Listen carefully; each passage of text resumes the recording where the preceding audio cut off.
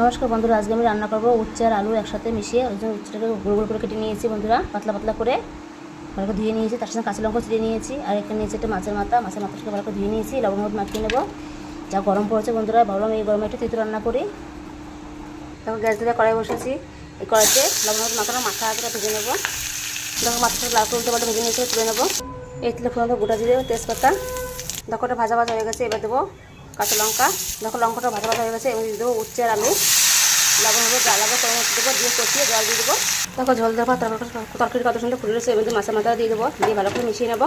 দেখো মাথা দেওয়ার পর তরকারি কত সুন্দর ফুটে রয়েছে, তরকারিটা কিন্তু প্রায় আমার হয়ে এসছে। এর মধ্যে এবার একটু আমি ভাজা মশলা দিয়ে দেবো, ধনিয়া গুঁড়ো জিরে গুঁড়ো দিয়ে ভালো করে মিশিয়ে নেবো। বন্ধুরা এই গরমের মধ্যে এইভাবে তরকারি রান্না করে খেতে কিন্তু খুব ভালো লাগে। আমার সুন্দর ভিডিওটা তোমার যদি ভালো লাগে থাকে সবাই চ্যানেল সাবস্ক্রাইব করে দিও। এখন আমি ঢেলে নেবো। দেখো মাছের মাথাতে উচ্চ তরকারি কিন্তু আমার হয়ে গেছে, ঢেলে নিয়েছি।